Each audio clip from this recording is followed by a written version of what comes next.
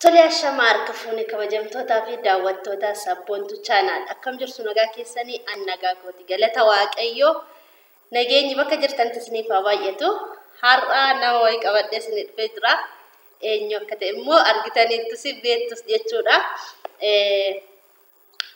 dursa garuu waan dhufneef otoon hin himin dursa garuu like share comment gochuu subscribe gochuu hin dagatinaa hin irraanfatinaa daraa keessan biya keessa akka jirru hin beektu isiniin jechuu barbaada.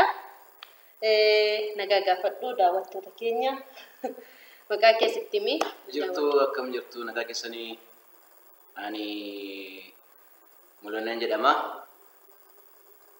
isin akkami jireenyi naguma biyya keessas biyya alaa soora jirtan hundi keessanuu nagaan isiniif haa ta'u jecha sagantaa qabannee jirru itti fufika. Kursi illee nyaachaa jirra jechuudha. Mucaan keenya mana barumsaa deemtee jirti. Ciree keenya nyaachaa jirra. Qopheeffannee dhiyeeffannee jirra. Shaayiin jira, daabboon jira. Firfirii daabboo fi firfirii nyaachuudhaaf jechuudha. Kanarraan kan hafee obbo Mul'unaa nyaadhaa isiniin jedha. Meen galateeffanneetu midhaan kana nyaachaa yaada jirru itti himachuudhaan galateeffanneetu jechuudha. galateeffannaa galanni sifaata qursii kana dhiibbannee dhiigaa foonti nuu makki maqaa gooftaa yesuus name. Toon galateeffatiin hin nyaatamu. Innaa akkasiin siniin jenna har'a kanas fideef jechuudha. Jireenyi qobaa maal fakkaata ture? Jireenyi qobaa maal fakkaata ture? Jireenyi qobaa gaariidhasi.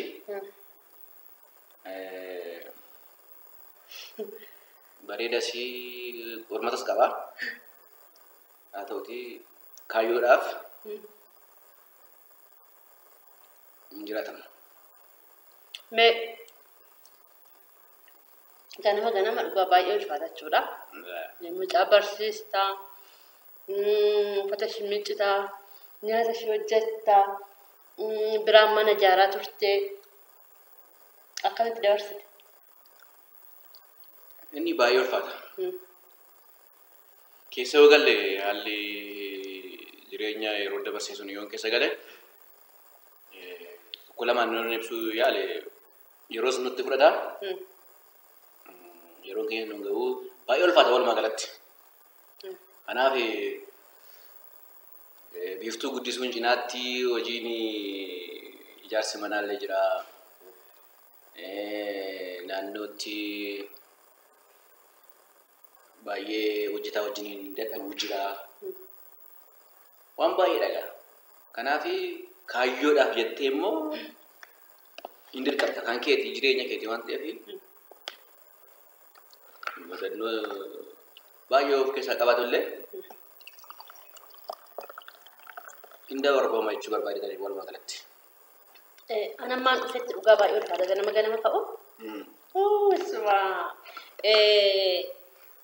Manni haaraadha waan ta'eef maabiraatiinis biyya keenyattis tofitti hojjechuu hin danda'amu. Kasala ganama kaatee kasala qabsiistee nyaata ishii qursii ishii hojjettee misaa ishii hiitee mataa ishii filtee irraa dhixxee itti uwwistee dhugaa baay'ee ulfaata. Anammaan dhufetti garuu baay'ee nutti ulfaata. Bu'uu jechaa jira. Ganama ka'u keessumaa. Kana gaa kan akkatti dabarsee kaayyoodhaaf dirqamee taniin yeroo sana boruu daaleen har'a daaletaniin yeroo sana dhaabadhee har'a daaletaniin hin dirqamta mucaa keetii ilmoo keetii isheedhaafis dadhabbii guddaa ijaarsa manaarra hojii manaarra hojii biraarra qubummaarra mucaa kana wajjin hin dadhabuun baay'ee ulfaataadha. Keessattuu dubaradha isheen ilmoo dubaraa hin guddisu ta'uu taatee atu argiteetta gatii baay'ee nama gaffachiisa. Ganamaan hin ka'a. 12 hin ka'a. Yeroo otuman olii gadee waa'ee ishee hojjedhu isheedhaaf waan mijeessu nyaata ishee misaa ishee dhuu mataa ishee fidu. Kana toon mijeessu.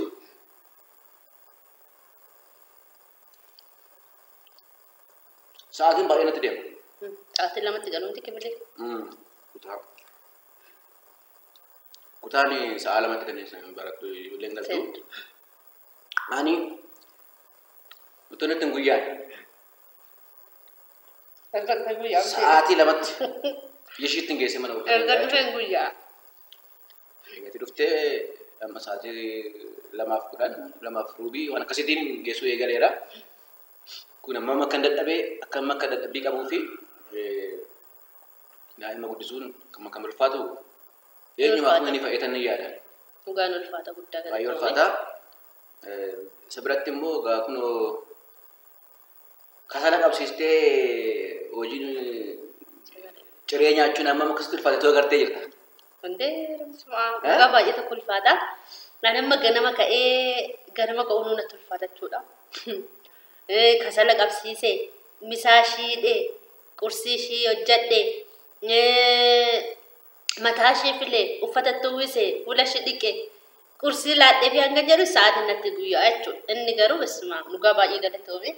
Seeraan qabde immoo ollaan hundumtuu waan isii haa eebbisu mucaa kana seeraan qabdee jedha jechuudha. Mee immoo isa kana otuma dubbachaa jirru ijoollee biyya Arabaatiif abbaa manaa qabaniif maal dhaamta? Ijoollee biyya Arabaa akkuma jireenya jijjiirran ani walii galteedhaan baanii kaayyoo isaanii dagataniif maal dhaamta? Nyaachaa ta'u. Ijoollee biyya Arabaa jiranii fi keessattuu warreen bultoo ijaaranii jireenyaaf jecha jiruudhaaf jecha biyyaan baa jiraataniif dhaamsina dhaamu kanarraa adda waan ta'e hin jiru. Garuu jabaachuu akka qabanii fi kaayyoo isaaniitiif boru ilaalanii warri daa'ima qabanis daa'ima isaanii ilaalanii warri immoo daa'ima horachuutti deemanis immoo daa'ima isaanii boruutiif jecha kaayyoo isaaniitti cichanii hojjechuu akka isaan qaban dhaamaafan. Maaliif beektaa? Ani akkamittiin akka sadarkaa kanarra geenye yoo yaadu baay'ee na dhiphisa. Keessattuu waa'ee buloota biyyaan baa jiranii fi shamarran obbolaa keenyaaf baay'ee na yaachisa. Waan baay'ee jira waan ta'eef mudannoo baay'ee jira, rakkina baay'ee jira. Kan hundumaa keessa darbanii akka isaan boru mana isaaniitiif jireenya isaaniitiif warra gaaniif waan gaarii tokkorra gaanii akka isaan jireenya isaanii hooggananiif jabaachuu akka isaan qabaniin dhaamsa dhaamaafan. Jabaachuu akka isaan qabaniif qormaan hin jiru jechuu miti, dadhabbiin hin jiru jechuu miti. Kan hundumaa chaalenjii amma kana fuuldura dhaabbatanii jabaatanii akka isaan warra gaan abdiin qaban. Kanaaf jabaadhaa jedhaa. Obboleettiin keessa illee isaanii akka carraa ta'ee kunoo waaqayyo ishee gargaareetii galtee mana ishee jirti. Isinis akkasuma galtanii mana keessan abbaa manaa keessan yookaan warra daa'ima qaban daa'ima keessan faana akkasiin dabarsan nuyis abdiin qabaa.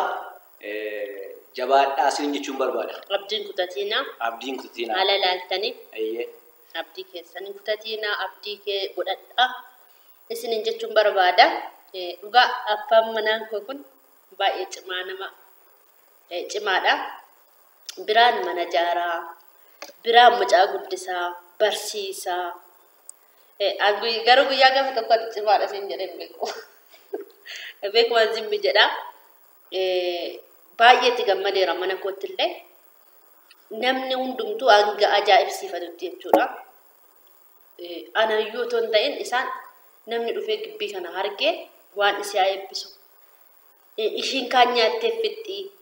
Ati qooqa kee hidhatteetu mucaa kee faana mucaa kee guddisaa mana kana ijaartee ishii kabachiiste jedhanii namoonni baay'een ajaa'ibsiifatus in eebbisus jechuudha.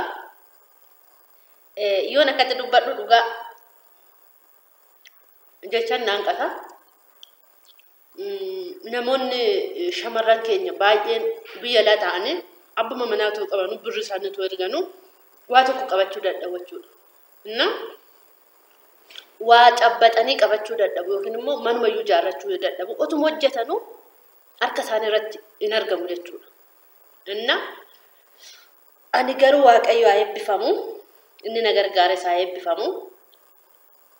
mana akkana fakkaatu jaaree gibbii akkana fakkaatu gaafa dhufuu jechuudha gaafa waggaa 2 moo 3 dhufeeyyu waggaa 2 fi ji'a wayitti dhufeeyyu gaafa dhufu gibbii kana gaafa argu koomitiin jedhe dhugaa እና gibbiin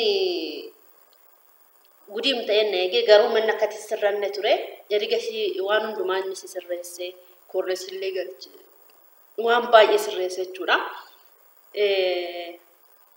እና isinis cimaati hojjedha namoonni tokko immoo naa dhaqanii achi gaan isa kaleessa isaanii dagataniitu waan biraa keessa galu kun baay'ee nama gaddisiisa እና isa kaleessa keessaa baanee dagannee otoo hin ta'in kaayyoo keenya kaayyoo baaneef galmaan ga'uudhaaf waan hundumaa obsine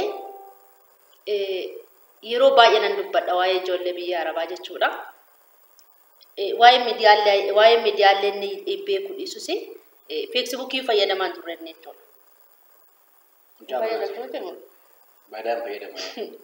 badaan fayyadamu maal jechuudha jechuun waggaa 2 dura fayyadamte ayye waggaa 2 3 dura fayyadamte yeroon qabu waan sidii keessa yeroon qabu feesbuukii fayyadamuu yaaduu dhiisuu danda'u tan taane yeroon hin qabu guyyaa tafe chaanoodha biiftuudifis waan tokko uffata fi miicuudha jira mana bursaatti geessitee galchuu jira inka guyyaa yeroo waliin ga'u bakka yeroo feesbuukii irra taa'u hin qabachuu barbaadanii agartanii immoo nan dadhabama jechuun xiqqoo anis akkati fayyadamtu barbaadne nan dubbadha yeroo baay'ee jechuudha maaliif garuu namoonni baay'een Facebook irratti oolanii buluu jechuudha jireenya isaanii dagatu anis yeroo fayyadamuuf hin qoxxobaa jechuun waan tokko dubbisuudhaaf rakkoo qabu gizee har'aa nama Facebook nama shawwadu asuma taa'ee achiin jira jedhu nama balleessa Facebook yeroo tokko jechuudha keessumaa ijoollee biyya keenya biyya keessa taa'anii yoo fayyadamanii waan haaraatti ta'a yeroo keessa baranii dhufanii waan hin taane keessa galu jechuudha kanaaf jecha namni Facebook yoo fayyadamu agbaabumatti bakka waan tokko dubbistee sammuu kee bashannansiisuuf sammuu keenya ta'uudhaaf gaarii garuu waan hin taane keessa zimmanii dhaqanii cuuphamuun gaarii miti jechuudha ammana koo akkasittiin eenyu ta'a jechuudha guddaa isaa galatooma abbaa warraa koo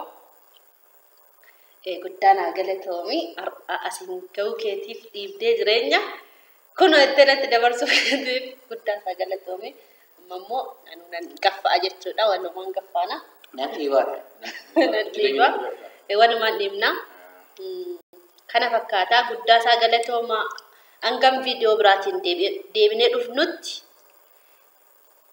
nagaatti nu turaa isin jaalanna isin kabajnaa yaada biraatiin immoo hanga deebinee yookiin gorsa biraatiin yookiin viidiyoo baay'ee namatti tolu hanga deebinee dhufnutti guddaa isaa nu galatooma like share comment gochuu hin dagatina nagaa ciao nagaatti nuuf oolaa